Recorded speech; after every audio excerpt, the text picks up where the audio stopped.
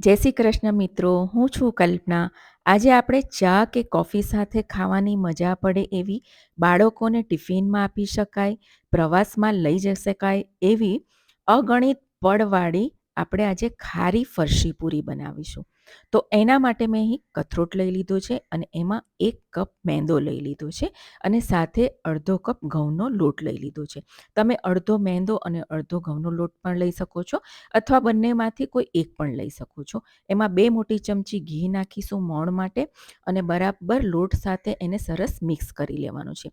મોણ તમારું મુઠ્ઠી પડતું હોવું જોઈએ. જુઓ આ રીતનું મિક્સ થઈ જાય ત્યારબાદ મેં અહીં કસૂરી મેથી એટલે કે સુકવણીની મેથી લીધી છે. હું જ્યારે ઇન્ડિયા જાઉં છું ત્યારે મેથી સૂકવીને લાવું છું અને એને ફ્રીજમાં રાખું છું.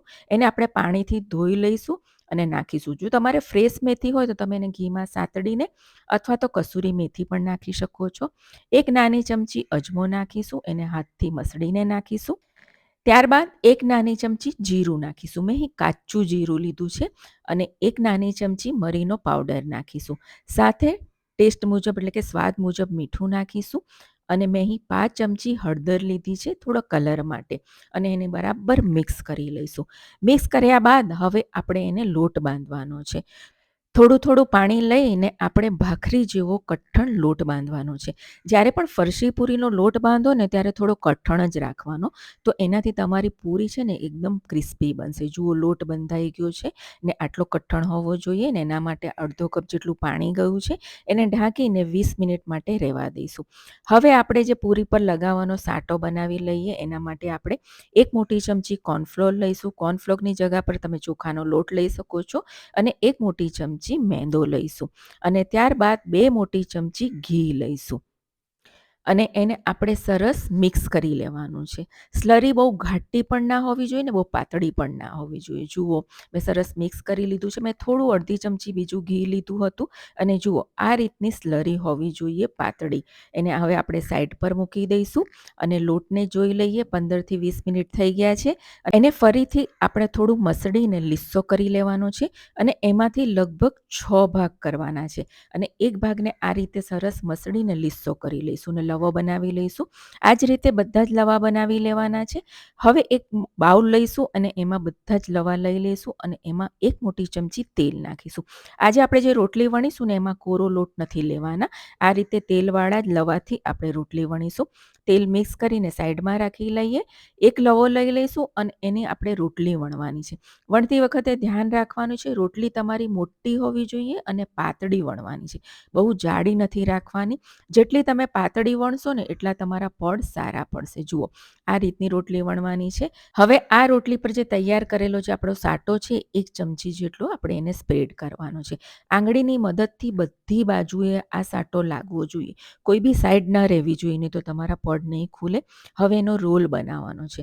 રોલ બનાવતી વખતે પણ ધ્યાન રાખવાનું છે. સરસ રોલ બનાવવાનો છે. અંદરથી પોલો ના હોવો જોઈએ. એટલે આ રીતે દબાવીને રોલ આપણો કઠણ થઈ જવો જોઈએ. જુઓ મિત્રો સરસ રોલ બની ગયો છે ને તમે જોઈ શકો છો. સરસ એને આ રીતે હાથથી પ્રેસ કરીને આપણે સરસ લાંબો પણ કરી લેવાનો છે.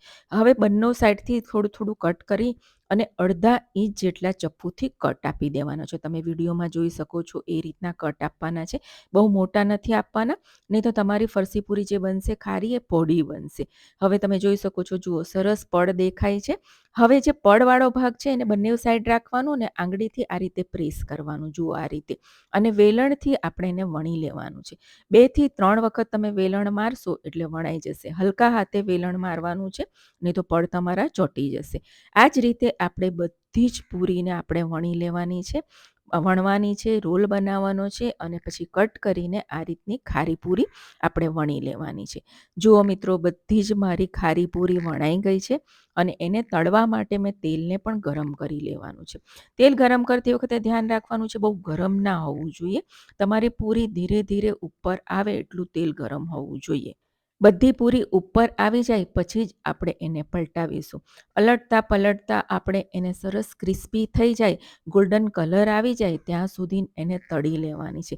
તળવામાં સહેજ પણ ઉતાવળ નથી કરવાની, નહીં તો તમારી પૂરી ક્રિસ્પી નહીં થાય. થોડીક જાડી બી છે કારણ કે પડવાળી છે એટલે તમે ધીમા તાપે તળશો ને તો પડ પણ ખુલશે અને સરસ ક્રિસ્પી પણ થશે. જુઓ મિત્રો, ઉલટતા પુલટતા તમે જોઈ શકો છો સરસ કલર આવી ગયો છે. હવે આપણે એને એક ટિશ્યુ પેપર પર કાઢી લઈશું, જેથી બધું જ વધારાનું જે ઓઇલ છે એ નીકળી જાય. આ જ રીતે બાકીની પૂરીને પણ આપણે તળી લઈશું. મિત્રો, જો આ સ્ટેજ પર તમને એવું લાગે કે તેલ બહુ ગરમ થઈ ગયું છે, તો એને થોડું ઠંડુ કરી લેવાનું. અને જુઓ, આ રીતના અલટતા પુલટતા આપણે પૂરીને એકદમ સરસ ક્રિસ્પી થાય ત્યાં સુધી તળી લેવાની છે.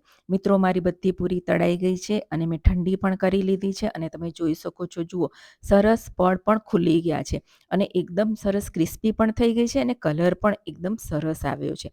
અને હું તમને એક તોડીને પણ બતાવીશું, એકદમ ક્રિસ્પી. આ પૂરીને તમે એક કાચની બોટલમાં કે ડબ્બામાં ભરીને રાખશો ને તો મહિના સુધી સારી રહેશે. બાળકોને ટિફિનમાં, પ્રવાસમાં લઈ જઈ શકો છો. દિવાળી પર મહેમાનોને સર્વ કરવા માટે પણ આ પૂરી તમે બનાવી શકો છો.